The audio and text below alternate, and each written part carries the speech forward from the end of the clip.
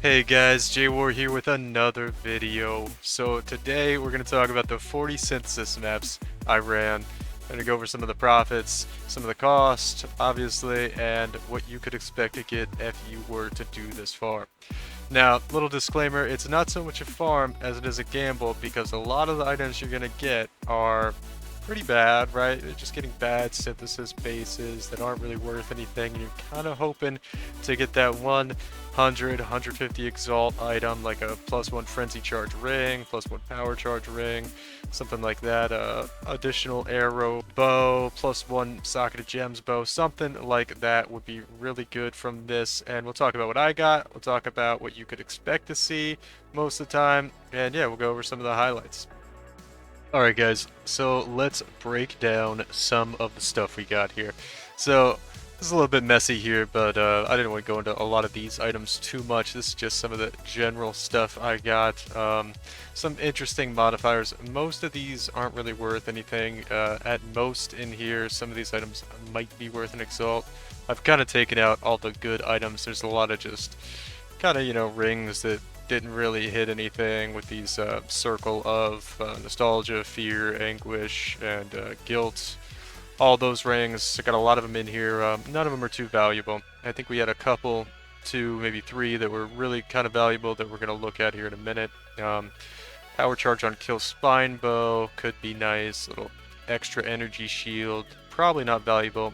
And a big reason why a lot of these aren't very valuable anymore, especially the gloves, the boots, that kind of thing, is because of Eldritch Implicits, right? Eldritch Implicits are probably better than a lot of these things you can get. Like, why would you want 15% max energy shield? Like, a little extra energy shield when you could have movement speed and chaos resist or more spell suppress or, just a really good stat there instead. So, a lot of the stuff is kind of negligible because of Eldritch Implicits, but we got some weapons, a little extra fizz damage on them, stuff like that. Chance to intimidate seems relatively common. Some crit multi, which is probably not even that much better than just having spell damage on there, or damage penetrates with like a Sandbar Scepter, or something you could have otherwise. A Vol Axe though with 13% increased fizz is pretty good. So that's kind of some of the stuff. A bow with a little bit of extra spell damage, right? Chance to intimidate again. It seems like a pretty common mod, right? So that's kind of some of the basic stuff you could get that could be worth something that's not absolutely trash, right? But here, we'll go into what the stuff is that I kept that I think most of this stuff is worth at least an exalt or more. So let's start out with this wand right here. 1% spell damage per 16 intelligence. Int stacking is a pretty big thing right now, so that wand is definitely worth, I think, at least 2 exalts when I looked it up. We could price check it real quick since we're taking a second. It's at least an exalt or 2. Let's see, we want the base item because that's just going to shush that. Okay, so probably about an exalt, right? Maybe more. This one's been up for a while, and this one could be underpriced or something. A little bit of a problem is these are high item level. I don't know. Okay, this is 87, but a lot of the bases that I got were item level 80 in here, which could be a problem, right? So, and then we look at this ring. I got an Intimidate on hit ring, which I looked up, and that's about an exalt, so nice there. Pretty good.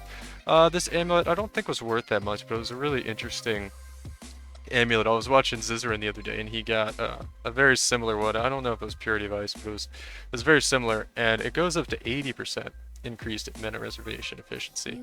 And then you can actually put, what are these things called again? Catalysts on it, and you can take it all the way up to, I think, 96% increased mana reservation efficiency.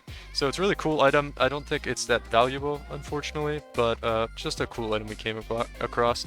Now this shield right here, 34 life on block, basically, is pretty nice, actually. This, I think, is going for a couple of exalts. Not the best at base, but that much life on block on just the implicit is really good, because a lot of shields don't even come with an implicit. Either it's just like a little bit maybe extra armor, a little bit extra life, so having the life gain on block is really good because you could actually roll the shield to have another life gain on block mod with like double the amount almost.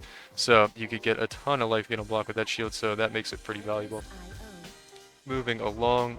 This scepter ignites you inflict deal damage 20% faster. Oh, really nice scepter there. So yeah, obviously Ignite build's gonna want that. I price checked this one. It was about 2 exalts. We got another shield here, 6% increased dexterity. Obviously, attribute stacking is pretty big right now this league, so could be pretty interesting for somebody there. I think this one was about 1x, maybe 2. I'm not sure about that, but a lot of these are about 1 to 2x. This Sinner Tricorn here, evasion helmet basically, is +1 socket aura gems. So not amazing or anything. I think that was about 1 exalt, maybe a little bit less. These gloves were cool. They're not that great, really, to be honest.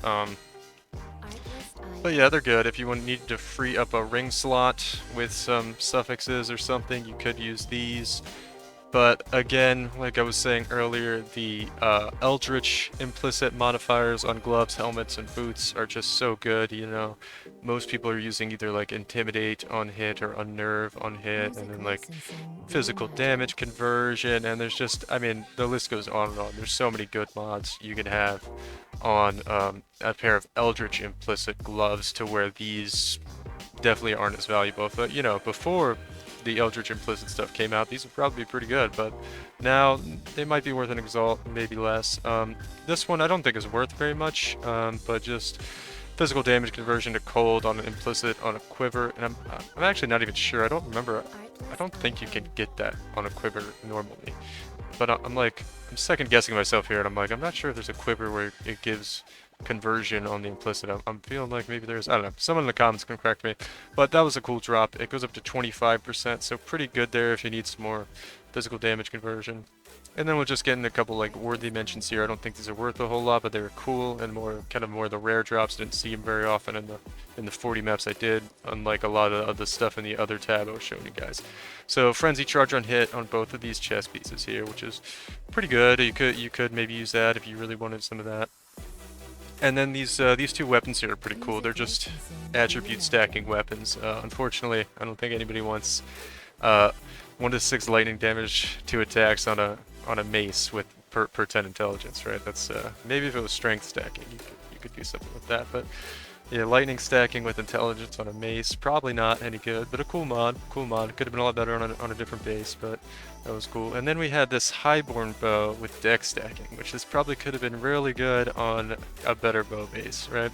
Highborn bow is kind of mid-tier, like, you know, something you're going to use maybe leveling up in the axe, right? It's not a very good base. So unfortunate there. Some good mods though, cool mods to hit. And then we had this Maelstrom Staff. I price checked this. I didn't think it was be worth much, but apparently this thing could be worth like 1 to 2x. So couple cool items there. Not worth a ton, like I said. And then we have just some kind of the best 2 mods you want to hit on these type of rings. I hit 2.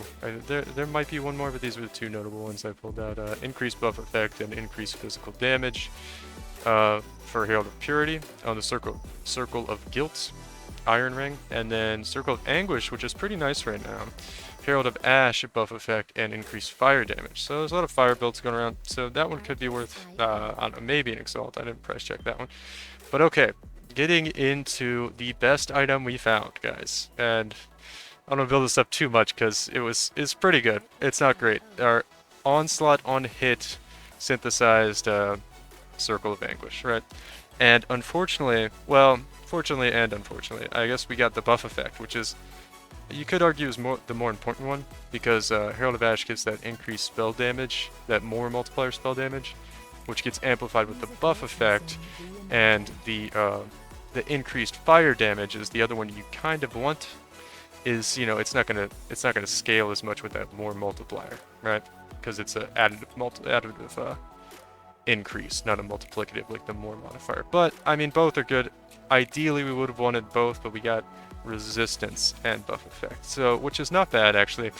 I was doing some price checks, and it looks like this ring goes for about 6x. So that was the best item we got in all 40 maps. So not great, but you know, not bad. I will say it was I'll leave that up there while I'm talking. It was pretty fun actually. If you're looking for a fun kind of I don't know, farm, I guess you'd call it. I wouldn't really call it a farm. It's more of a gamble. If you're looking for a fun gamble to do, where you're kind of bored of just grinding Crimson Temple or something, want a little change up. It was pretty fun to, you know, hover over all the items on the ground and check in. There's a little excitement with almost every item. Like, oh, is this going to be the +1 Frenzy Charge rings? Is this going to be the +1 Power Charge or the additional Arrow Bow or something like that, you know? So it was kind of fun to do. It was pretty chill farm. Honestly, if you're leveling another character, the XP was really good. I got a level and a half. This character was at a level 94, so I got it to 95 and a half in 40 maps, so it was pretty good. Just to real quickly end it, we'll break down the profits and the cost as we normally do. So let's look at this. We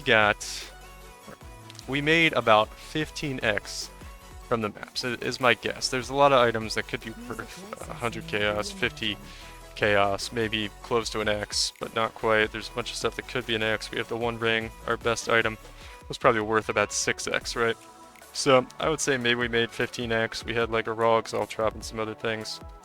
So it was about 60C per map buying them from TFT. We got 40 maps, so it's 2400C, and Exalts 13.3 Exalts. Right, so time spent 2 to 3 hours. I'm not really going to go into like, you know, honestly, you could do it probably faster. I was kind of chilling. I was helping some guy with the build while streaming, and yeah, you could probably do it in like 2 hours if you really wanted. It's pretty quick, maybe less. It is. You do kind of have to spend a lot of time hovering over all the implicits on the items that drop on the ground, because obviously you don't want to pick them all up. So it's kind of time consuming in that way.